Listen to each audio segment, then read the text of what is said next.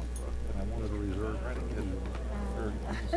So the kids are all that way, and they had a tub with ice. of course, someday it will be, huh? And well, You know, on the complete streets, basically, she was on the the program is toy. Scooters on. She's got this. Bill. It's got the, Really? and she's got it like she's drunk. That's when they pulled on. He sends it to me and says, But he agrees. They run into I saw him and told him he was going to have to come up to the podium and don't think he was enthused about it, but I told him. No, it's not very. Then you knew Mark wasn't going to be Yeah. there. Run it narrow and wide spacing and. He was on his way to Texas and mother-in-law was critical. I really don't mean this as criticism. No. It's not your typical. Yeah, it's more of a, I'm sold with the light. yeah, That work is. network. Norris does DUI. But you look at the picture, the cat Still on the road. still. She just picked it up. Yeah. She's sitting there. Louise, your husband's been harassing me. Oh, yeah. Yes. I said, The law. Not being at the gym. Yeah. I said, I'm Well- still getting yogurt. or Okay. something. Okay. Exactly. Well, Gary, you could call him and harass him because he's not at the gym either. Steps, Aha. there's yogurt all over So the next time window. when you just say, I'll go, just call me when you're going. Yeah, tell me when you're going to go. I'll go with you. Love them to death, boy, I tell you what. Yeah. That cracks me up, though. I not only have my own guilt, I've got the Pavlin guilt. Yeah, we Oh, called him no. up. I called him up. Well, how's your injury?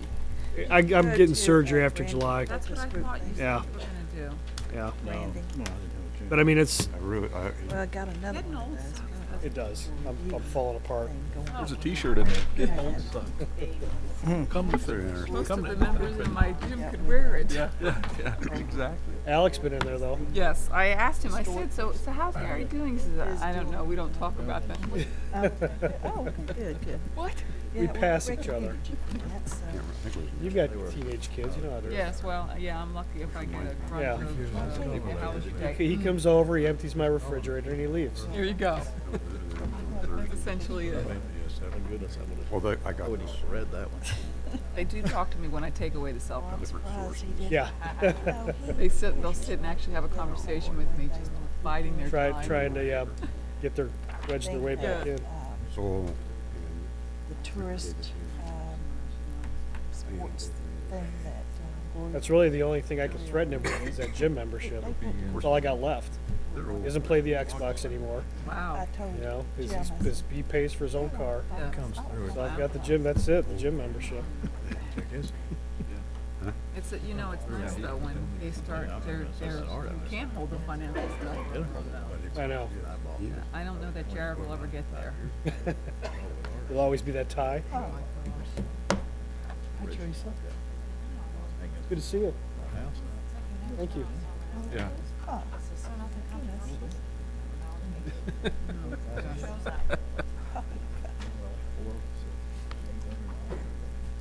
I think so. Evidently. Yeah. Big time.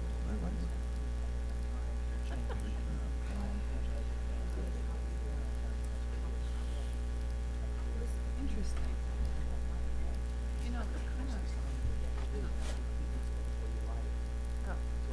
Because of being on this and then of course having the business. I just have a different perspective. And I've gotten immersed in the deals because I've had all of this from business. And then, so it's hard to, Then something else will come I up. have to remind myself of they're just doing this stuff. There's so many offerings that they offer.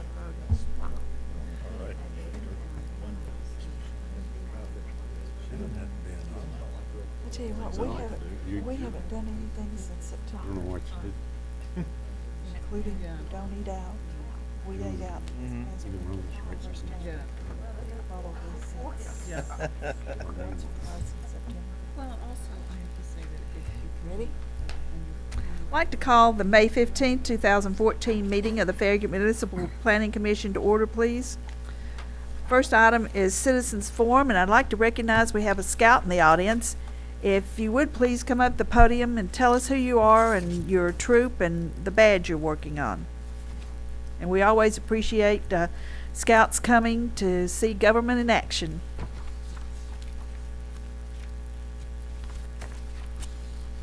I'm Daniel Zetterberg, and I'm from Troop 444, and I'm working on the Communications Merit Badge. Thank you very much for coming tonight. Also, I want to recognize that Gary Palmer, the Assistant Town Administrator, is sitting in for Mark Shipley tonight. And I'd like to introduce Ashley Miller. Ashley, can you stand up, please? Ashley's the new Assistant Community Development Director, and she joins us from Gatlinburg, where she was the Assistant Town Planner for 10 years. So we're looking forward to having Ashley with us. And she's jumping right into things because Ashley is kind of ramrodding the town of Farragut's creation of a comprehensive set of architectural design guidelines. And she's going to tell us a little bit more about it at the end of the meeting. Yes, ma'am. And so we'll wait then to get more information on that. But there's a date that everybody needs to write down on their calendar that she'll tell us about. And Betty, did you have something you wanted to say? Yes. This weekend, Saturday and Sunday, is the Festival of Scots. Excuse me, the Smoky Mountain Highland Games at Maryville College. They start at 8 o'clock on Saturday, and if you stay throughout everything, it's 10 o'clock that night. They have bands and competition, both athletic, competition between bands, dance competition, piping competition, lots of stuff going on. So I'd like to see everybody come. And I'm working at the gate, so I'll know whether you come or not. If you want information, you can pick up one of these. Thank you. In Citizens Forum, does anybody else have any questions or comment that do not relate to anything that's on the agenda tonight? Anybody else on the Planning Commission? In that case, we'll move along to the approval of the minutes for the April 17th, 2014 meeting. Any corrections, changes? I'll move for approval. I'll second. All those in favor? Aye. Opposed? Item number 3, discussion and public hearing on a site plan for a generator propane tank at the food donation connection at 12740 Kingston Pike. Food donation collection applicant. Thank you, Madam Chairman. This item involves a request to add a backup generator and propane tank for the food donation connection in the Renaissance Farragut development. The food donation connection has been in Renaissance since 2007. In order to have a backup energy source in the event of a power outage, representatives from the food donation connection are requesting to add a generator and a propane tank in the area to the east of their space.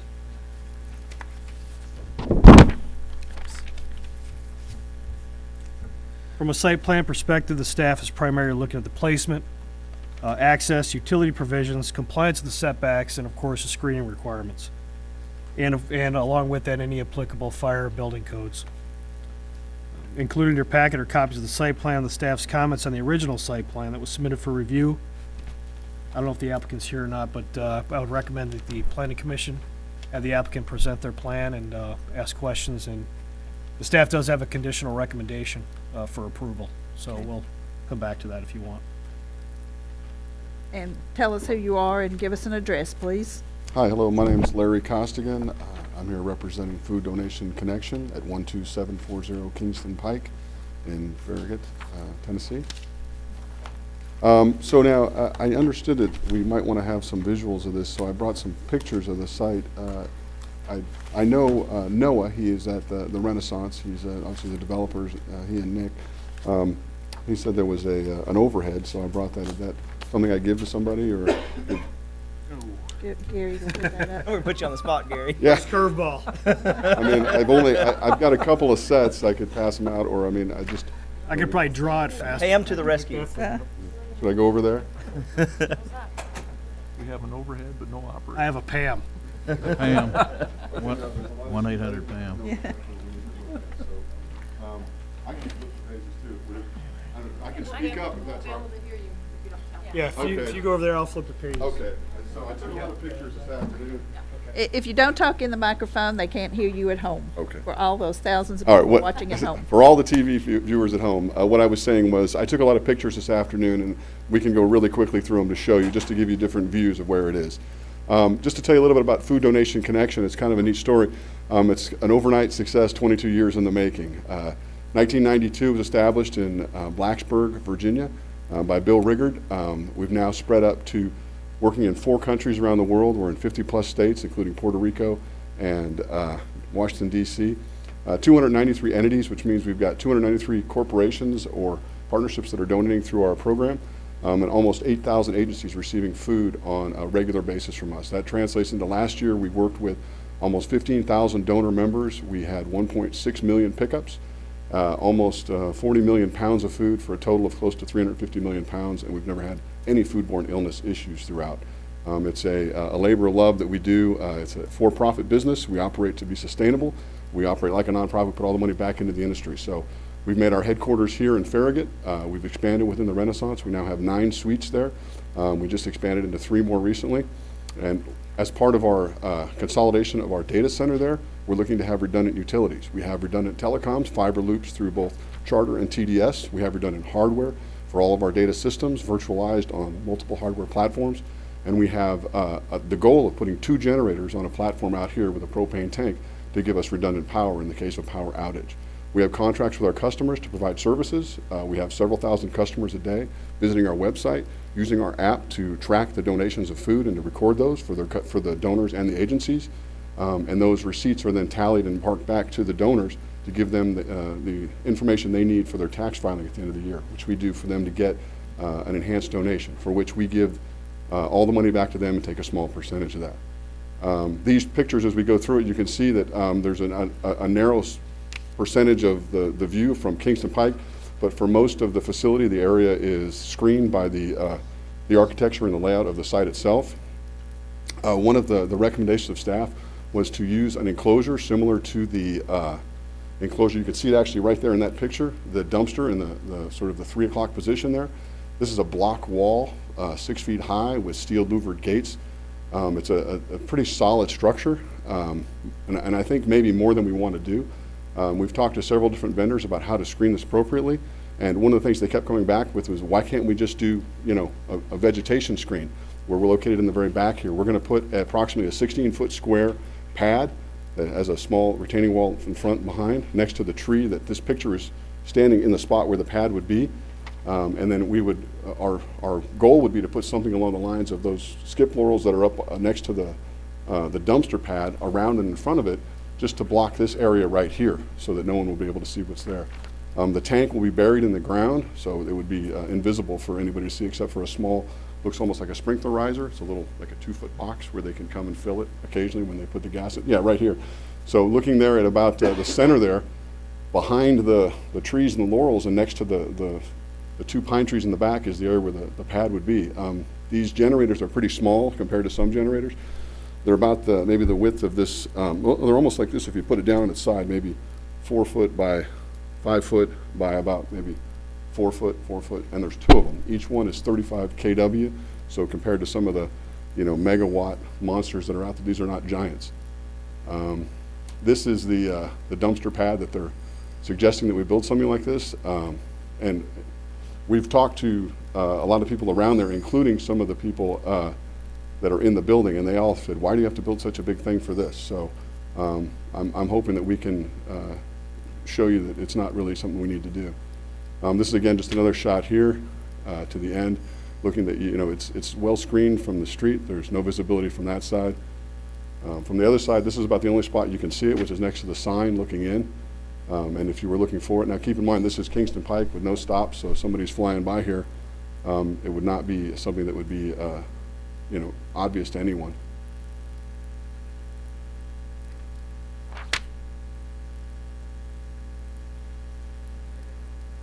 And I just took shots across from the area that was open there. This is from the area behind our building, looking back at it. You can't see the spot where it is over there unless you're in our building, and really only from that side. This is the edge from our building looking down the pathway, And you can just see the edge of where the pad would be at the end of that sidewalk there. This is from this next building, which is really about maybe 75 feet back, and as the building turns, you can't see it anymore.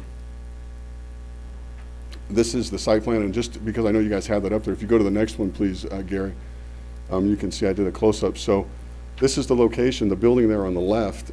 We have the wires coming across there to join into it. There is a natural sort of, camouflage to the way this thing is hiding back here.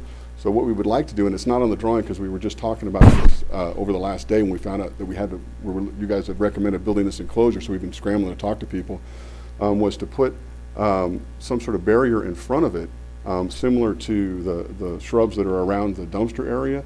And we did talk with the developers, and they said whatever we did, they'd have to maintain it. And their goal would be to have something that was organic like that, where we would have a natural barrier. And then this was, again, this shows, and if you go one more too, please, Gary, this is the pad itself, and you can see that the two generators are not very big compared to this pad. This pad right here is sized to give 4 feet of clearance all the way around it for maintenance, so the fence would be bigger or further away, makes the block. Without the requirement of having that fence, we can make the pad even smaller and then have the natural have the natural barrier allow the access for the maintenance for these things. So it would be a smaller pad for that. Now this was just some other information. The other requirement it asked for the information about, what were the fire markings and things for that, which we had not included originally. But the vendors I have here, Justin Wachowski and Steve Sharp from Besco, they're the contractors that are building this for us. So if you have any questions about any of that, this is what they brought for that. The next slide shows the actual tags that would go next to this is standard propane markings. And that was another enclosure example. This would be another alternative to use a steel fence instead of a stone fence, which at least then we would have the ability, if we had at least a 6-inch clearance on the bottom, we could keep water out of there or leaves. This was another issue they've had a lot with the dumpster, and this is talking to Nick and Noah. And so, again, our hope would be that we could just put the pad in place, screen it with natural barriers, and use a smaller pad without the requirement for the fence. These generators are secured and locked. There is no way to interact with them once they've been set up. Everything else will be underground. And that's all I have to say. If anybody has any questions. Anybody have any questions, Planning Commission? Have you purchased the generators? We have. What color are they? You know what? We haven't gotten them yet. I don't know. Do you know, Justin? You know it. They could be painted any color, though. And we've talked with Noah. If they needed to be painted, we could paint them any color. They come, I believe that these are Cummins, and Cummins by naturally, I think, are gray, green?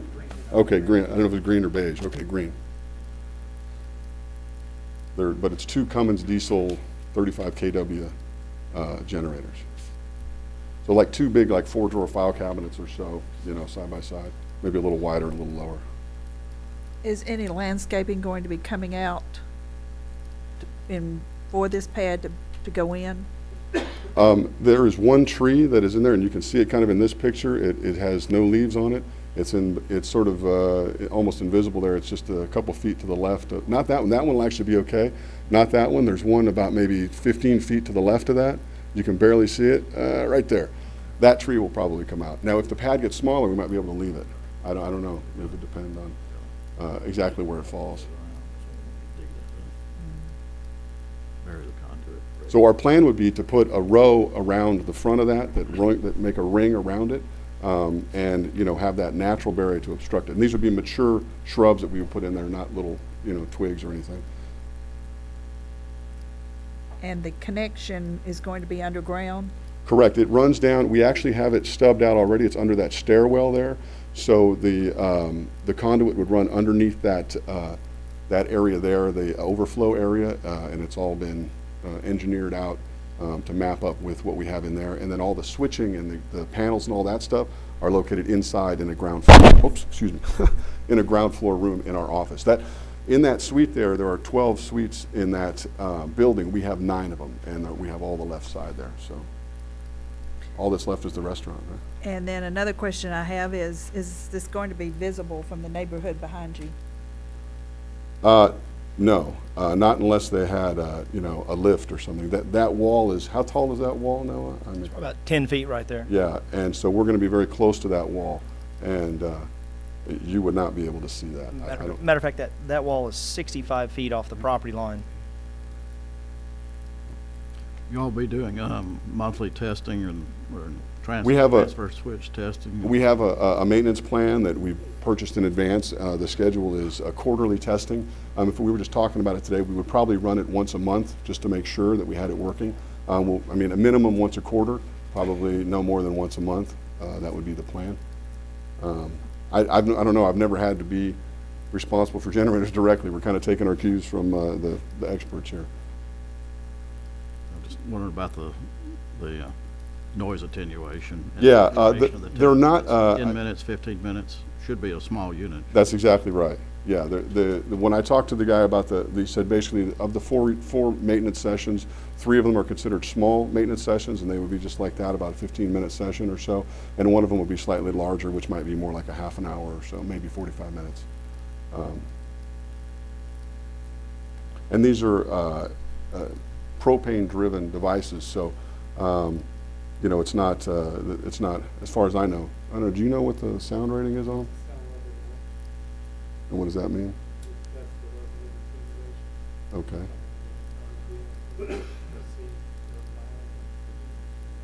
Okay. It's not loud like that. No. So it is quieter than a diesel generator? Is that because it's just the propane, it's just the natural? Okay.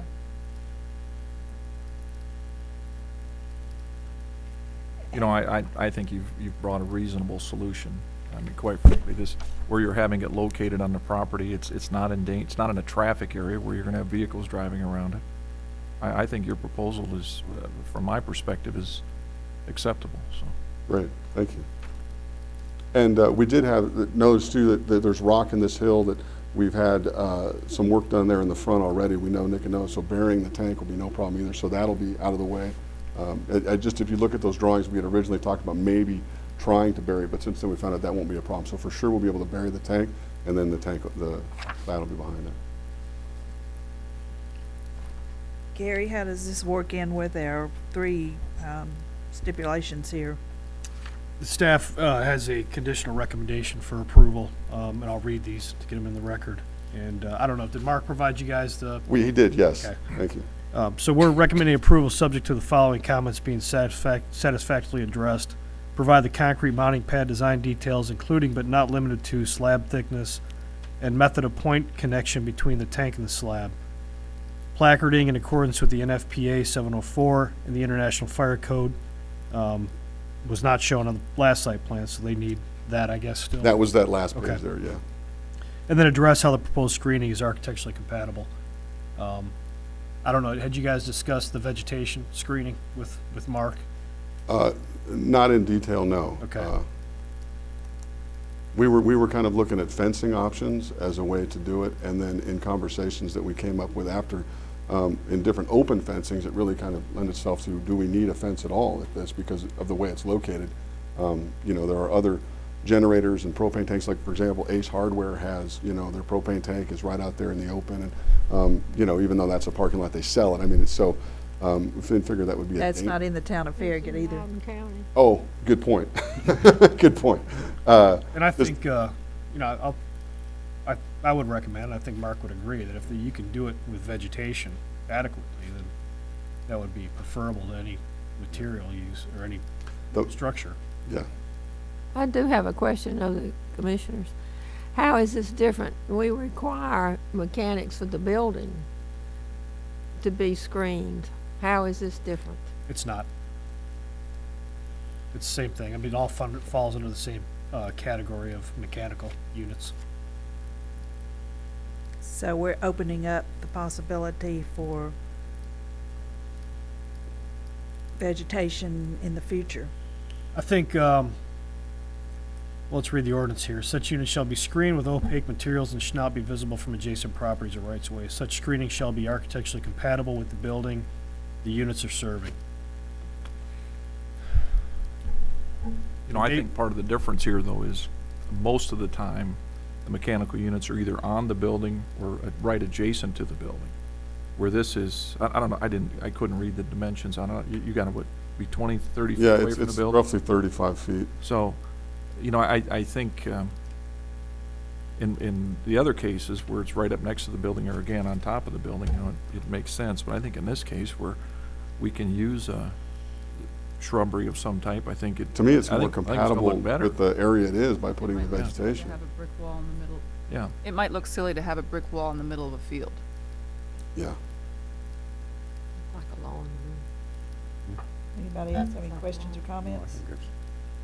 I'll make a comment. I'm Noah Myers, and I am the developer of Renaissance, and Food Nation Connection, excuse me, was one of our first customers in the Alberti building, and actually they're an owner. They did own 4,000 square feet, and now you guys own 9,000 square feet, so they're not going anywhere. They're not a tenant. They're actually an owner in Renaissance, and this was something that was brought to my attention as a I guess as a requirement, as some of their certifications evolved over the years to be able to serve some of their different customers, for them to say that they can run self-sufficiently for some period of time during a power outage is a big deal in their industry, so they don't have any downtime. So we kind of talked about this. We talked about a lot of different options about putting it up on the roof, which had some structural issues because of the weight, that our buildings weren't designed to put this much weight on the roof. And then we talked about this, and quite frankly, the screening, I think if it's done appropriately and with consultation with staff, I think the screening is much better and would blend in and really not even catch your eye if it was done out of skip laurels, is what we've screened the dumpster enclosure. Skip laurels are great. It's a good Tennessee species that's been proven here for a long time. They're green year round, and they've just been a great plant for us to use. And so I would recommend the natural screening versus doing some sort of masonry screening of this. There were some issues that Larry brought up with masonry screening that has to do with when the generator does turn on, it does have to breathe. It can't be just in this confined space. It does need cool air to breathe. Nevertheless, I think they're a great corporate citizen in the town of Farragut, and this is a project that makes sense. I think that we would like the town and maybe the staff to help work with the screening. Obviously, the screening I'm probably more neurotic about it than maybe even the town staff when it comes to Renaissance. That's kind of my benchmark project that we're real proud of. My office is there. I'm there every day. So, and Larry kind of knows that I'm about as OCD as they come when it comes to those sorts of things. But nevertheless, I think that the landscaping would make a lot more sense as long as he would agree to do larger, mature landscaping that would screen it from day one. Absolutely. Not little things that we're hoping to grow into something that may or may not screen it. So, and there is also a big difference about how far this is from an adjacent right-of-way or an adjacent property. So I think it's a little bit different animal than traditional mechanical units, being that it's a generator and it's not attached to the building. I think we would be within the spirit of the ordinance if we made sure the materials, landscape materials, were compatible with the same materials that are out there.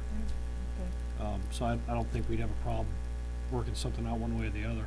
Do we need to address that, or is that We fine? could, if you're gonna put the recommendations in a motion, just that the screening will be worked out between the town staff and the applicant. I can't see this being a roadblock. Okay. Anyone else? We do all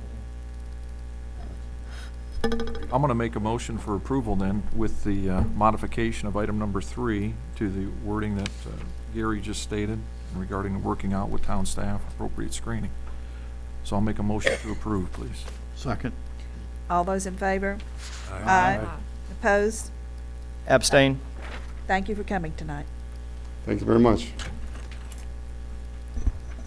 Item number 4, discussion on a request to amend section 9-406 4P of the Farragut sign ordinance related to wall signs for shared entrances buildings in the O-1-3 and O-1-5 zoning districts. This item is for discussion only.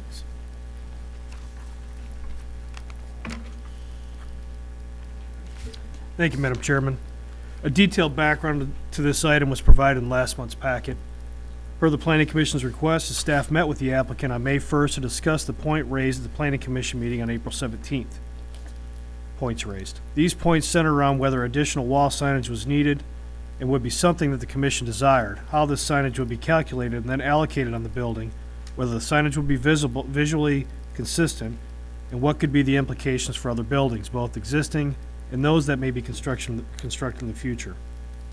Although the staff would still recommend the preferred and least cluttered approach to wall signage on shared entrance multi-story buildings would be to name the building, similar to the three-story medical office building to the west. However, the applicant would like to pursue the requested amendment to provide for wall signage on 3 elevations of their 5-story office building. With this understanding, at our meeting with the applicant on May 1st, the staff recommended that the applicant be prepared to address with the Planning Commission the number of signs, how they would be spaced on the building, their sizes and how their sizes would be determined, and how they would be compatible with each other. The current ordinance wording does require wall signs to be consistent in terms of style, color, and illumination, so this would not need to be something added in the response to this request. Included in your packet are 4 wall sign placement options that the applicant has provided. This, of course, assumes that having up to 4 wall signs on such a building would be something the Commission could support. Based on correspondence received from the applicant's attorney, they're proposing no more than 4 signs representing the 4 different entities, with each sign being roughly proportional in size and no single building elevation having more than 2 signs. The total square footage permitted for all 4 signs collectively will be based on a 1-to-1 ratio of sign area to the width of the building facing the public street. In this case, the width of the building elevation that faces the public street, Parkside, is 288 linear feet. Thus, the total square footage that could be allocated among the 4 different entities would be 288 square feet. The staff does not support the requested amendment to the sign ordinance. The staff's view is the most aesthetically pleasing and the most effective in terms of wayfinding approach to wall sign allocation on a shared entrance multi-story building would be to name the building similar to the 3-story building to the west. This would be consistent with the purpose of the sign ordinance and Goal 4, Objective 6 of the Town of Farragut Strategic Plan, which provides for, quote, more beautiful corridors and development, signs, storefronts, and landscaping. At this time, I recommend the Planning Commission speak to the applicant and allow the applicant to present their plan.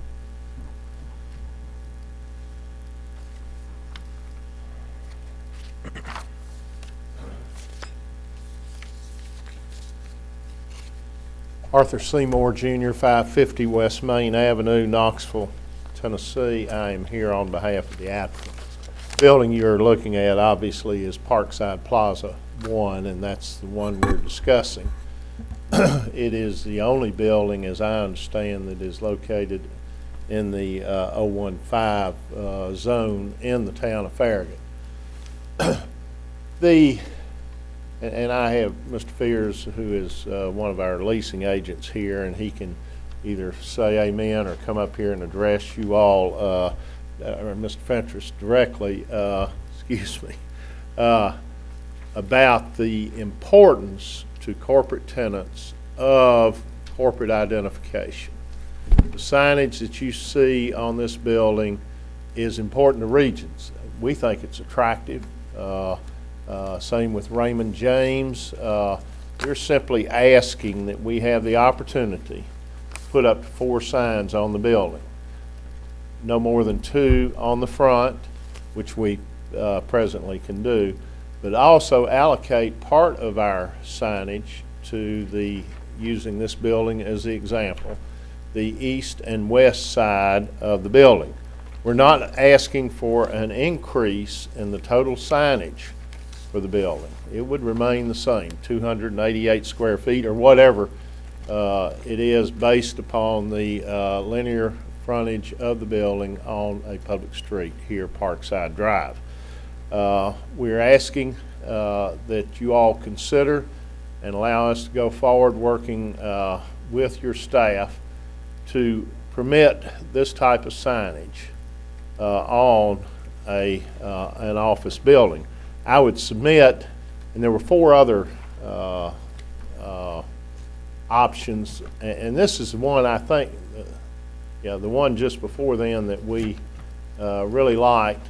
where the signage would be centered on the east and west sides of the building, and then worked out either in the middle of each side of the building on park side or on the edge like that. But the ordinance requires that the signage, as Mr. Palmer stated, be compatible with your all's goals, which are your strategic plan, as noted, make Farragut's more beautiful corridors and developments, signs, storefronts, and landscaping. I respectfully submit that what the applicant is proposing fits in with that strategic plan, that it is compatible with your all's goals here in the town of Farragut. I know one of the things you all have done over the years is try to reduce signage, but corporate tenants demand appropriate signage if they're going to locate somewhere. It's a fact of life today. You all had a spokesman here from Duraline last meeting. They're very proud to be in the town of Farragut, but they are a large company headquartered here in the town of Farragut.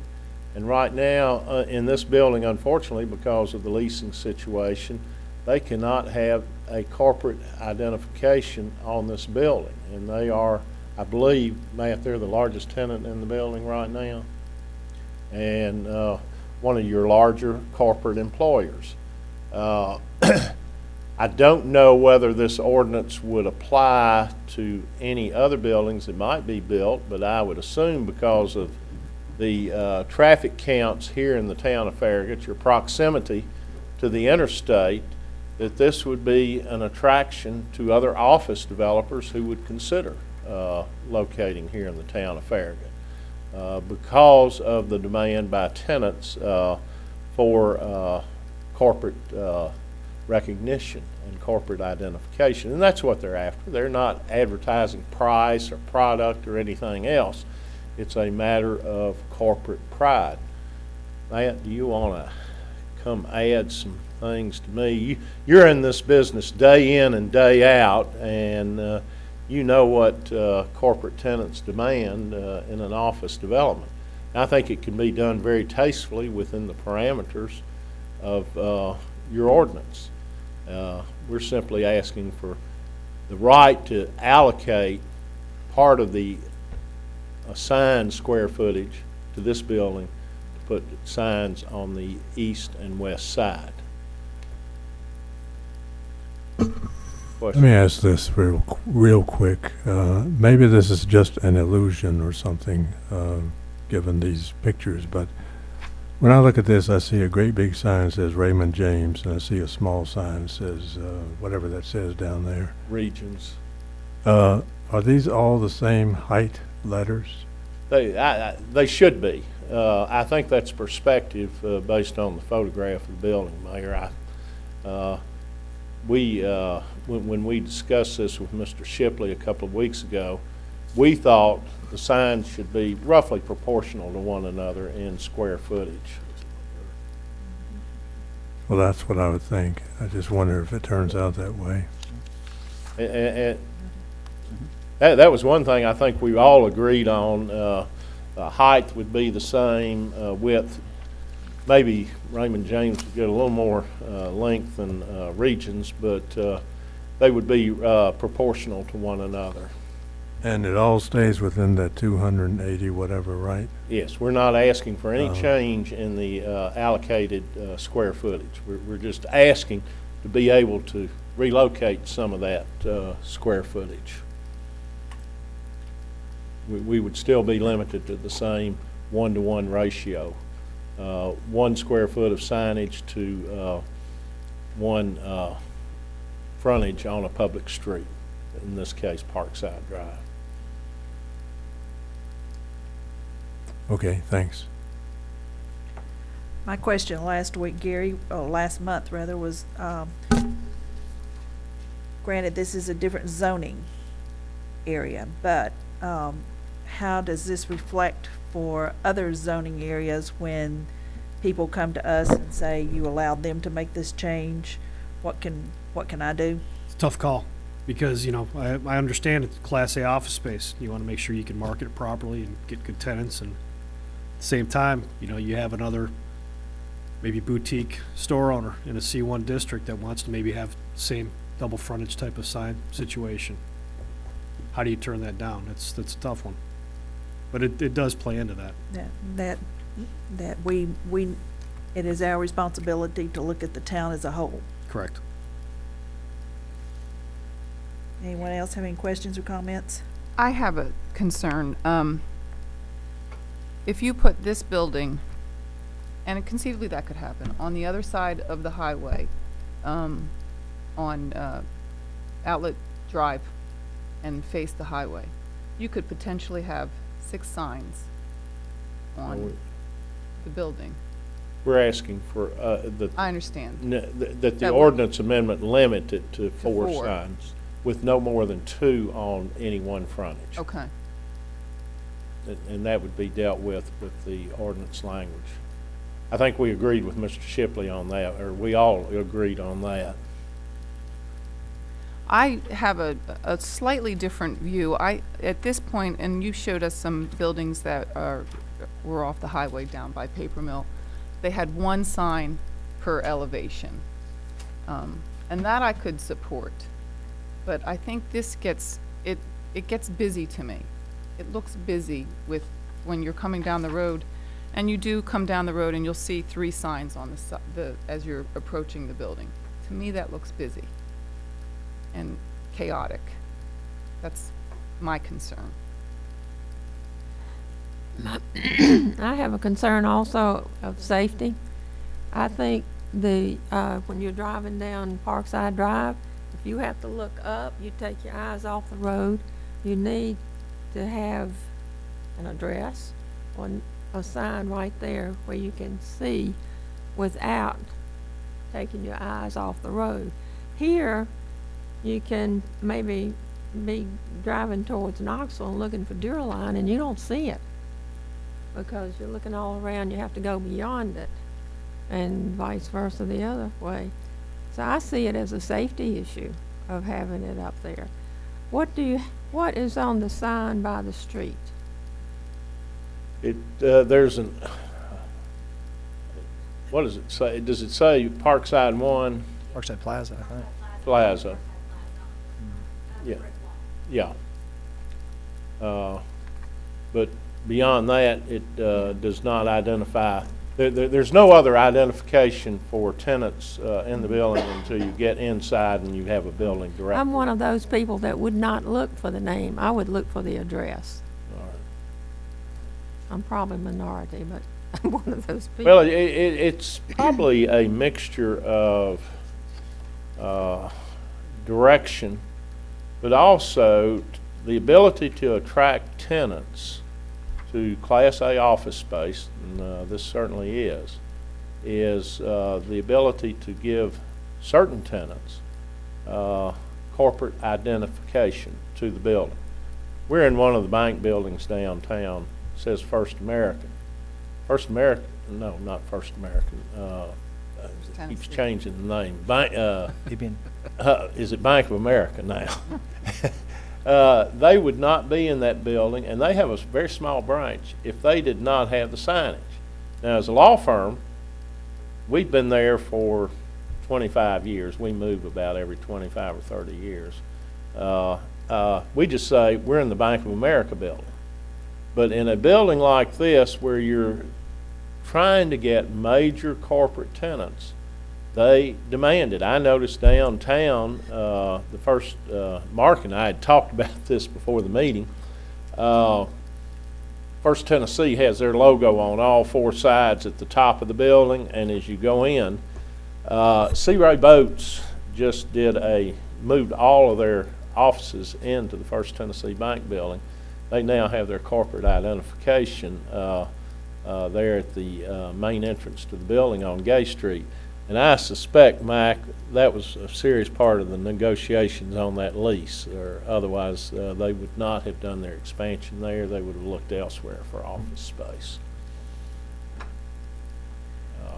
You know, when this conversation took place last month, I started off at pretty much an absolute no, that I wasn't for it. But after gaining some perspective from the gentleman from Duraline, which I really appreciated him coming here and talking about the pride that he has in his company and the success that they've had,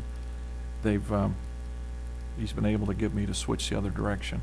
You know, I can support this. The only thing that I have is kind of a sticking point, and I don't remember if it was addressed there or not, was having the signage on the ends of the building, you know, centered versus tucked up in the corner.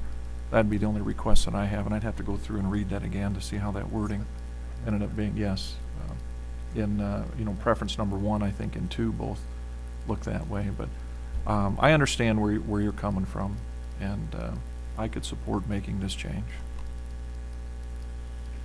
The devil's in the details always, but. Be a great building for a law office that's gonna move in 20, 25 years, really. Just Or they will make it- build a new one out here. I think this will help office developers to look at Farragut as a place to develop more Class A office space.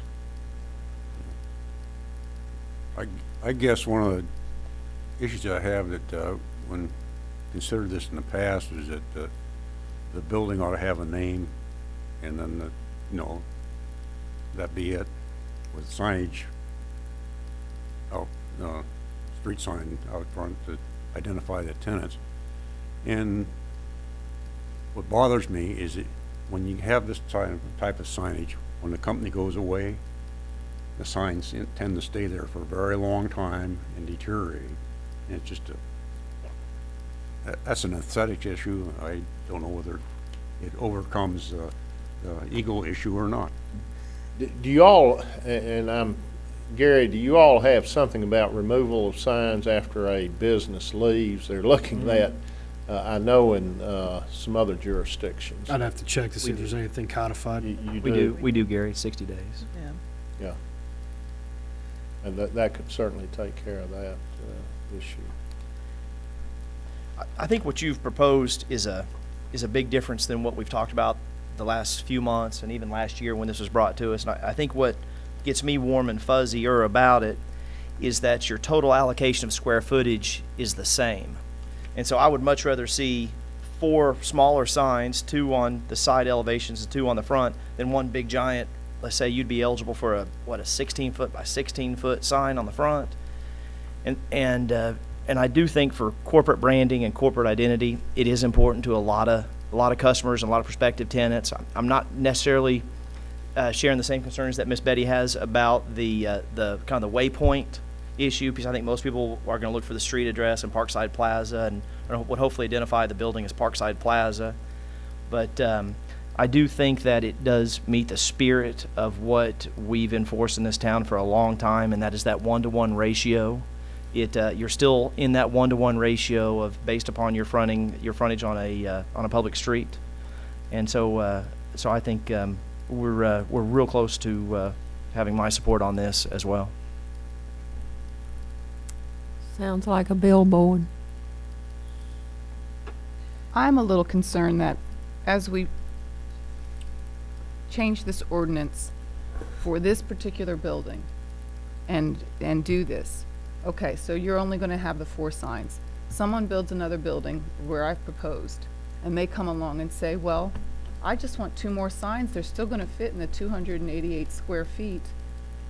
You're not proposing that, but someone will come along and propose to edit the ordinance, change the ordinance again. What I'm proposing is that maybe we dial it back, and I agree with you about the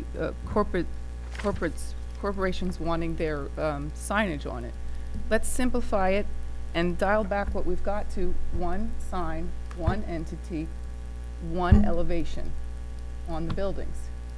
That way it's consistent, and we know going forward that that's what we have: 1 sign, 1 corporation, 1 entity, 1 side of the building. And then we don't have to address this again. That's how it's not quite the 4 signs you want, but it's not the 2 you have right now.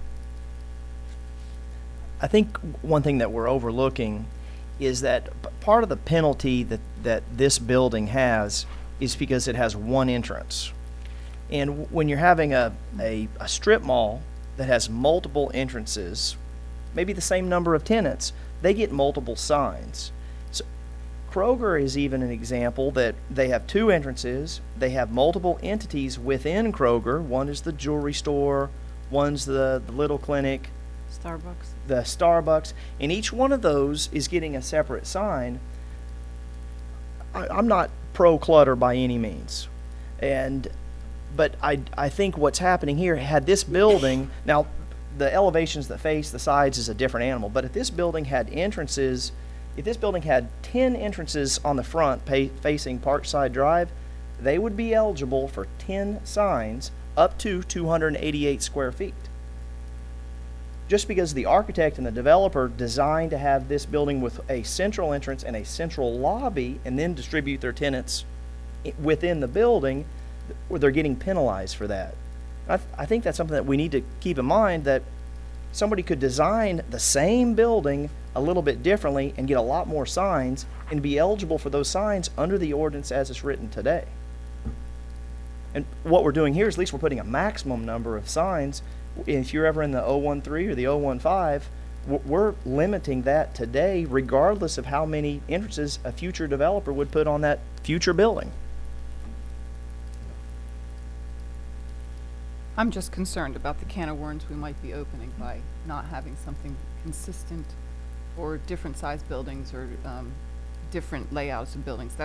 I'm just expressing that. Our ratio, whether you're in I'll pick on one of my buildings, the old Ott's Barbecue building, the ratio of that 1-to-1 ratio is the same for a little 2,500 square foot building or a 100,000 square foot building. So that 1-to-1 ratio still stays the same. We're not changing that. That's not what I'm concerned about. Well, I do think that this town, for a lot of years, we've invited the public and we've invited applicants. If they feel like that there's a text amendment that needs to be addressed, we've invited them to come before us, and sometimes we've denied it, and then sometimes we've approved if it made sense. So, yes, will somebody come to us with a 4-sign maximum and say, I want 6? Probably so, but these folks actually came to us last year, and I think they wanted 4 on the front, and we said no to them. And so they've now come back to us this year with a different solution, also taking into account that 1-to-1 ratio wrapping around the instead of just the front, the sides. But again, just because they come to us doesn't mean that we have to say yes. But again, we're always going to have somebody asking for a variance. And it is our job to determine if the variance is appropriate or is not appropriate. I believe that this is a reasonable request. I believed it last month. I believe it this month. I personally don't look for numbers on buildings. I look for brands, names. Somebody tells me to go to the Regions Bank on, whatever road. I'll look for Regions. I won't look for the number personally. And I think, to me, I think it's safer that way than to have people squint for small numbers on buildings or over doors or on small signs. I think this is a completely reasonable request. I don't think it looks cluttered. I think it looks great. So it has my support. Any more questions or comments? Yeah, I don't think that we're necessarily, I guess I looked at this over a number of years, in fact, and it's kind of like Ron a little bit. And thinking in terms of kind of where we want to go in the town too, let's face it, we're shifting, and we want to deal with bringing clients, corporate clients like this to this community. And we think about the area on the north side of the interstate, there'll be some locations there that might be ideal for something like this too. Larger buildings, taller, higher buildings that having, I think we're restricting it. We've got it's not throwing open the floodgates, in my opinion. It'll kind of surgically change it. Yes, there is always a downside with any change, but I think we have a certain paradigm that we need to look at and recognize where we're really trying to strategically go to be a balanced community too, attract these kinds of clients. So I quite frankly am in favor of crafting something that can scratch this itch. Gary, from what goes next? It's a workshop item, so if you want to provide some direction, I can make sure Mark gets it, but I think it sounds like you want maybe something in ordinance form next meeting. I think so. I have one specific comment just to this application, not the generic case, but I think that if we do get to a point where this is possible, that you think in terms of preference two to me is much more pleasing, because I think the front of the building, your eyes are attracted to the larger center part of the building. So you can almost take one look at that building and see both names. The other is just when it's stuck out on the ends, looks like, you know, it's just kind of stuck out there. I think there's much more balance in preference too from an aesthetic standpoint, but that's just a personal comment. Do we have enough information for you or for him? Yes. Okay. Gary, I think, I'm sorry. No, that- Three things that would be important to me is I think center line on the side elevations, what Ron had mentioned. I think also maybe incorporating some maybe maximum 2 colors. Obviously, there's 2 colors. I think that's up there now, which is the green and the white. I think I personally would not want to see a rainbow of colors on a building like this. And I'm not necessarily sure that they want that, but there may be somebody that comes up that, I don't know, some new corporate entity that happens to have lots of colors in there. So I think that kind of detracts from it. And then I also think the scale that we talked about should be incorporated in the ordinance as well. Obviously, there's a little bit of difference between Raymond James and Region, so I think there should be some flexibility in there, but I think it would look odd to have a little bitty one over here and a big one over here. But those are kind of 3 things that are important to me. Again, center line, the colors. Center line on the east and west. On the east and the west. Yeah. And then the colors on the maybe maximum of 2 colors, and then as well as the compatibility with scale.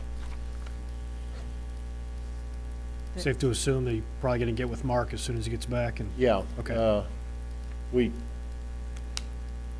We had some common agreement on if we went forward with Mark on what we would be looking for, and these are the things you all have talked about here today, so, yeah. Okay, so Good to we'll go. Thank look you. for that next month. Yes, Thank ma'am. you. Okay. Thank you very much. Item number 5, discussion of amendment to the text of the Farragut zoning ordinance, Chapter 3, Section 11, multifamily residential district R-6, to replace it with a new requirement. Ross Bradley, TDK Construction, and PMG applicants.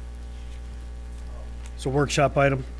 Right. Might want to strap in for this one. It's going to be a little complicated. I'll read a narrative of this, and then, like with the other ones, I'd request that the applicant come up to the podium and kind of maybe help us guide through this process, because we're going to have to take these comments one-on-one. So this item involves a request to review proposed amendments to the R6 zoning district, which is a multifamily district, as a part of the discussion related to a proposed land use map amendment involving the Wellens property off of North Campbell Station Road. At the July 18th, 2013 Planning Commission meeting, there was an initial reference to developing a provision for multifamily apartment cluster similar to what had been provided for in the OSR and OSMR overlay districts. And that's open space residential, open space mixed residential. As you may recall, one of the key strategies identified in the comprehensive land use plan update is to encourage greater housing choices. The thought at that time was that a number of the properties that may be candidates for multifamily housing have some severe environmental limitations, and a provision for an open space multifamily overlay could help with providing a marketable density on the more developable portions of the property in exchange for protection of environmentally sensitive areas that would be more challenging and expensive to develop. Such a provision would be consistent with the town's long-standing efforts to protect environmentally sensitive areas. At the November 21st, 2013 Planning Commission meeting, the staff provided some information on the town's 2 apartment developments, Lanesboro and Derby Run, and on some newer apartments just outside of town.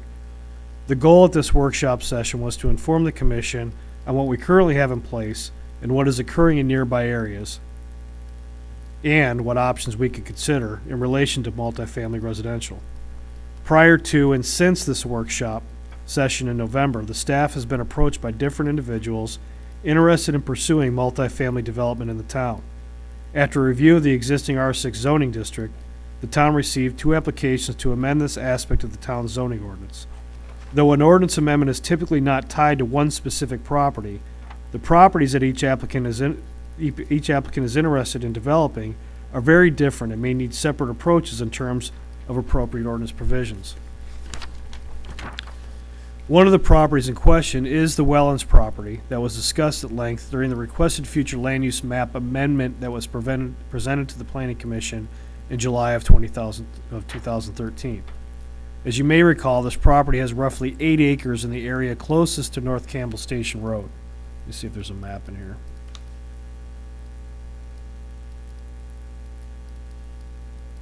No.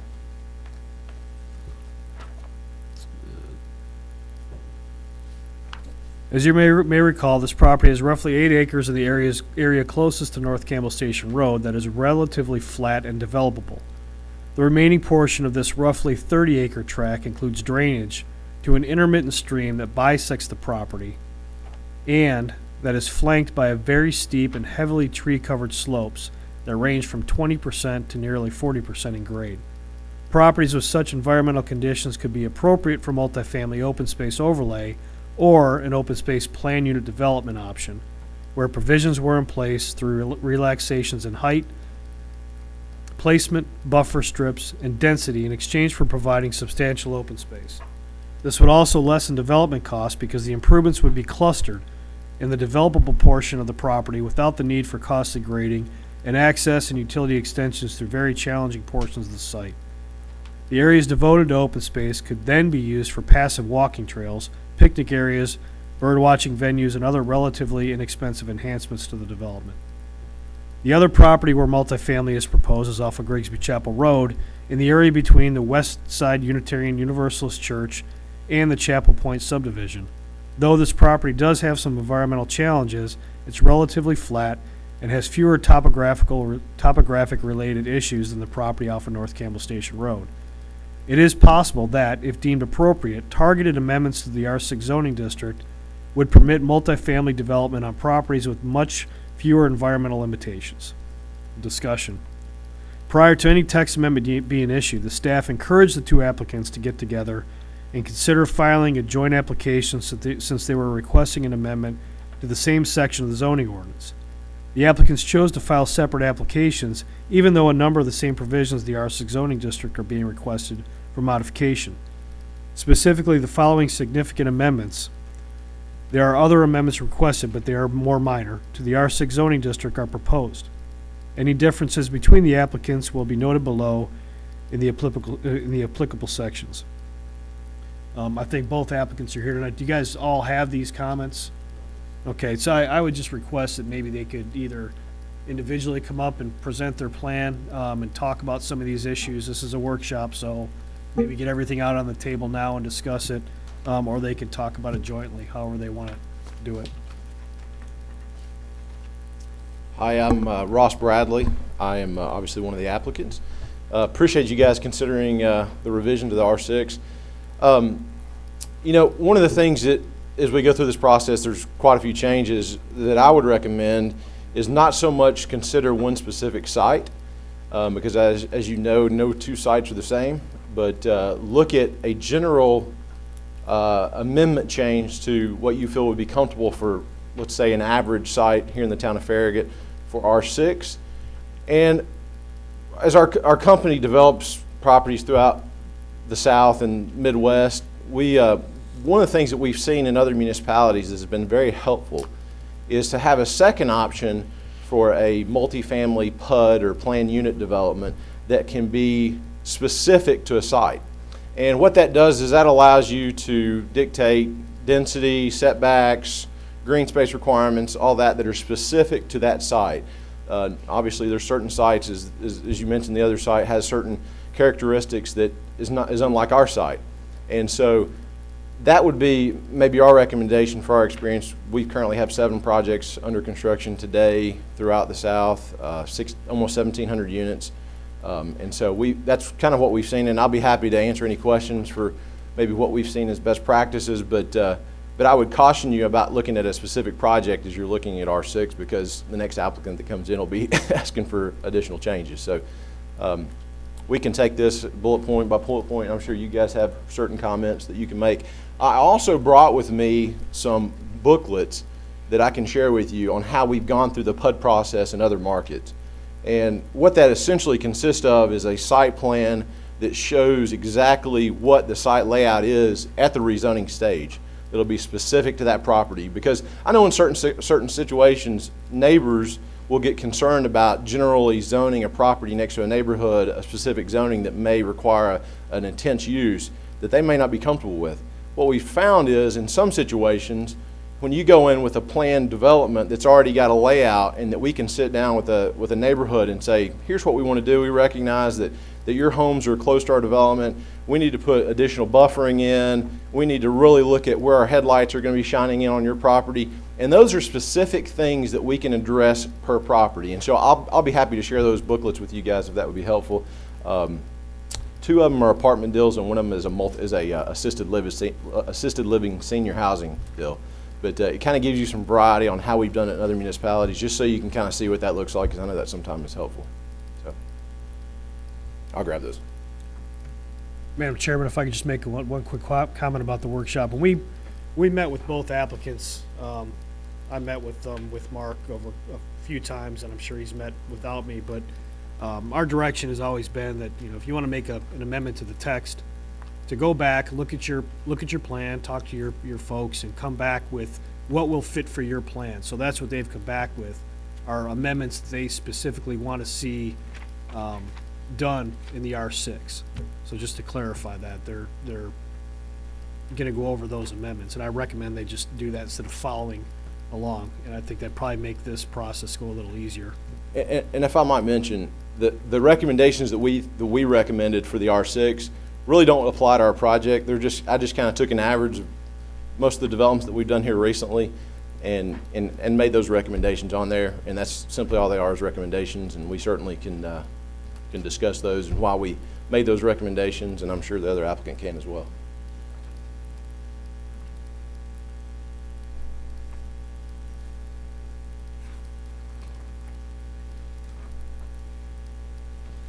Hello, thank you very much for y'all's time tonight. My name is Jason Perry. I'm the president of Perry Management Group. We are here in Knoxville. I actually live in the town of Farragut. My children go to school in the town of Farragut, and knowing what I know about the town of Farragut, each and every commercial development site is different. On our particular property, we've sat with Mr. Shipley and Mr. Palmer numerous times to go through the site to find out exactly what the town of Farragut's needs and wants are to make this a developable site. Our site, the way we view our site, is a transition site between what we have in front of our property is 2 4-story hotels and a trailer park to the back side of our property, and then from there it goes on to residential development. Our idea is to come up with a plan that allows for a profitable site, a profitable venture for us, but at the same time, we work with the town of Farragut and figure out exactly what the town of Farragut needs this site to look like. As an example, as Mr. Shipley had said, and Mr. Palmer just mentioned to us, our site does have geographical challenges in the sense it has what we found to be a blue line going through the middle of our property. So, to make those types of issues, to deal with those types of issues, we've actually allowed and proposing a site plan to basically allow for almost 55 to 60% of our property to remain green space. I think in hopes that we get the walking trails, we're able to build a really nice amenity package for our units, and in the hopes that we capture the family perspective. We'll have 3-bedroom units, and we'll also build enough for the young professionals in and around that work in Turkey Creek, and even so inside of Knoxville. We understand that a lot of folks want to live inside the town of Farragut for a lot of different reasons. So our goal is simply here is, one thing is to get feedback from you guys as a board to understand, really what you'd like to look for, what you need us to do, and we're hoping that, like I said, reducing our site size so we're not spread out over 30 acres. We reduce that down to a usable amount of acres, which would be, in between the trailer park and in between the 4-story hotels. So, our goal is to figure out and find out what's best for the town of Farragut and what's best for the community itself. As I said before, my children go to school here, I live here. We don't want to see, anything, I don't want to see anything in this town that I wouldn't want, I live here. So what, kind of, I guess the token of it is what's good for you all is good for us as well. So, really our goal is here to get a site zoned that would be beneficial and look appeasable to the town of Farragut itself. Thank you. Are there current elements that you guys want to discuss that are why don't you talk individually about the actual amendment to the text that you're looking to propose? Yeah. If we want to go point by point, we can, and if you guys want to share kind of what your thought process was, we can. The first point was really a restrictor in the ordinance that restricted that that multifamily could only be used, I think, off Watt Road and Dixie Lee Junction. I don't know what that restriction was in there. I don't know why it was put in there to begin with. Obviously, that kind of severely limits where multifamily can go, and so that we would recommend that be removed to allow for greater area of multifamily use.